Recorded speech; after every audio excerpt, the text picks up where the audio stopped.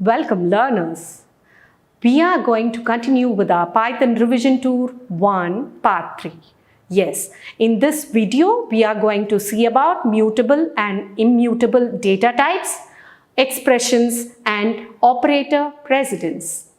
Come, let's learn together.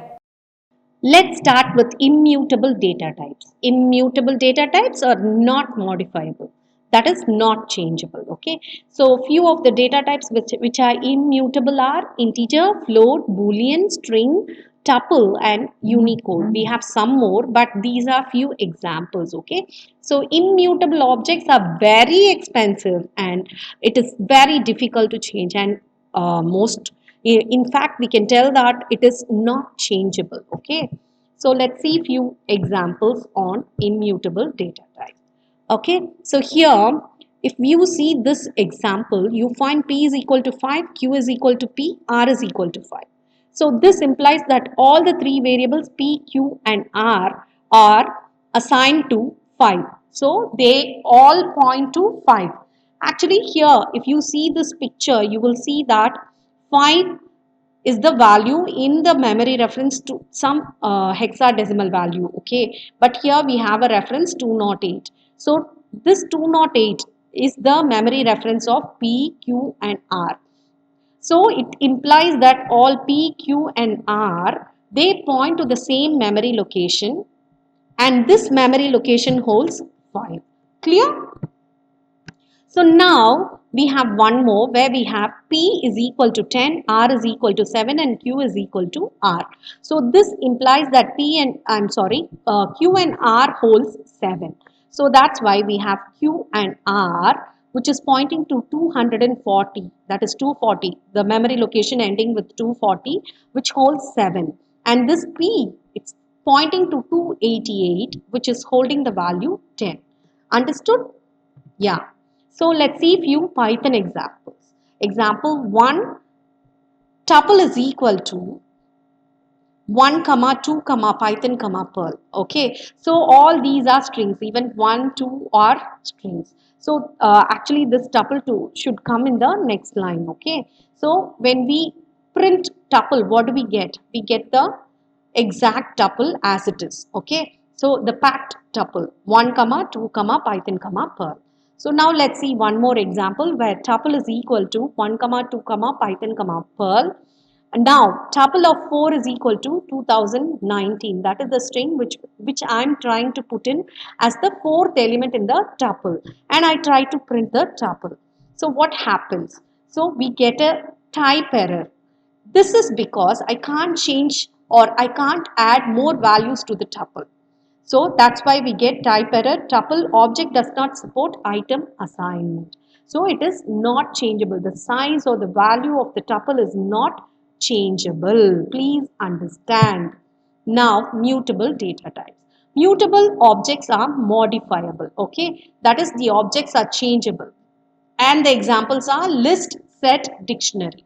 Mutable objects, they are very easy to change. You can see the example. Example 1. List is equal to tutorials, point, private, limited. So list of 2 is equal to tutorials. I'm just changing the value of 2. Okay. Here 0, 1, 2. So private will become tutorials. Okay. So now when I get the output, what happens? Tutorials, point, tutorials, limited. Clear? So this is how the mutable works. We can change the value. Now about expressions. Expressions are representation of values. Can anybody imagine what is an expression? I guess you people know. The operands or the variables or the literals or identifiers with a combination of operators, we call it as expression. Okay, and this expression will give us a value. When we process this expression, we get a value. Okay, so that is what is called as expression. That's why we call expressions are representation of value. They are different from statement in the fact that statements do something while expressions are representation of value. Okay, so if you see some statements like print, welcome, so it just prints the value. But when we write A is equal to B plus C, actually B plus C, B value is added to C value and it is assigned to A. The final result of B plus C is being assigned to A. Okay, so this is a work done by an expression. For example, any string is also an expression since it represents the value of the string as well. Okay, so if you write string is equal to string 1 plus string 2, what happens?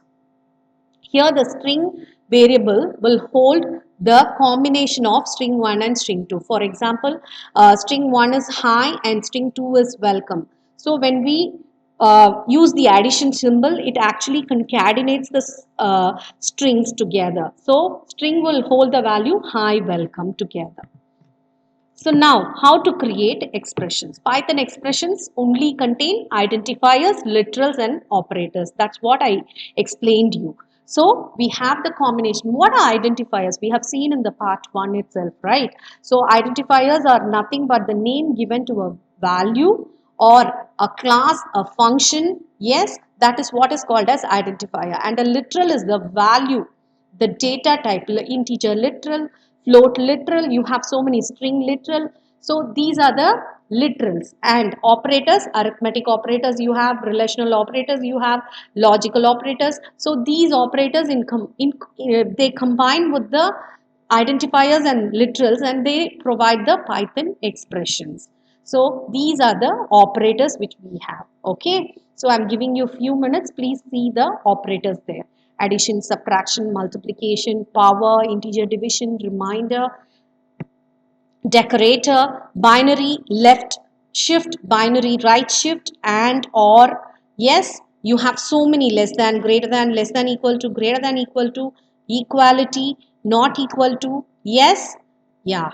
So now what is the meaning? Now we are going to see about the operator precedence. I told you that expression is the combination of the identifiers, literals and the operators. So now we have multiple operations together in an expression. So how do we go with it? We should know about it, right? So how do we go with it? There should be some priority or a sequence given or some rules to be followed.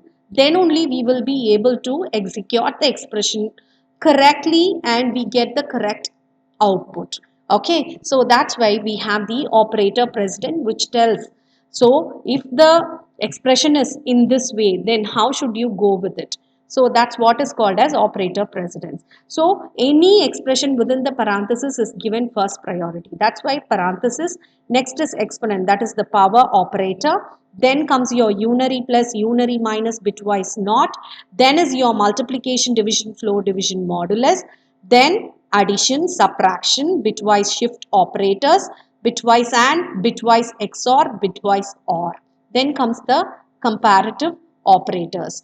Those are relational operators: equal to, not equal to, greater than equal to, less than equal to, is not, in, not in. Okay, then comes your logical not and or. Okay, this is the sequence which we follow when we have a combination of operations together within an expression.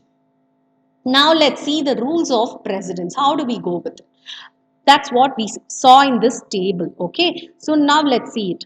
Parentheses have the highest precedence and can be used to force an expression to evaluate in order you want. So we saw, for example, let's take multiplication has the highest priority, but I want to do addition first. Both addition and multiplication is found in an expression. Okay, so what we do, we give the parenthesis to the addition expression. So automatically addition will be first performed and then we get into the multiplication part. So that is the first rule. Exponentiation has the next highest priority. We saw that. So after parenthesis, what do? We go with the power operator. If there is no power operator, we check for multiplication, division. If multiplication and division are there, then that is first performed. Then comes your addition, subtraction, and it goes on like that as it is shown in the table. Now let's see a few examples with the rules of precedence. So the Python interpreter can evaluate a valid expression. So 5 minus 7 minus 2. So now let's see one more example. This has only one operator. So you have same precedence, so it goes in a sequence. For example, multiplication has the highest precedence than subtraction, and the expression given is 10 minus 4 star 22. What happens? 4 star 22 will be done first and then it is subtracted with 10. Clear? Now, in the same expression, let's take the expression given here, 10 minus 4 star 212. Okay, so here if we see, we will do only multiplication first. That is, the Python interpreter will take multiplication with the highest priority, right? But we want to do subtraction first. What do? We give the parenthesis. That's what is given here. 10 minus 4 within parenthesis, then we multiply with 212. Yes, learners, we have learnt about the operator precedence, which is very important in learning about a programming language, and this helps to handle expressions in a very good manner. And when we try to convert the expressions in the manual way, then this precedence helps us to find the result very easily. Thank you.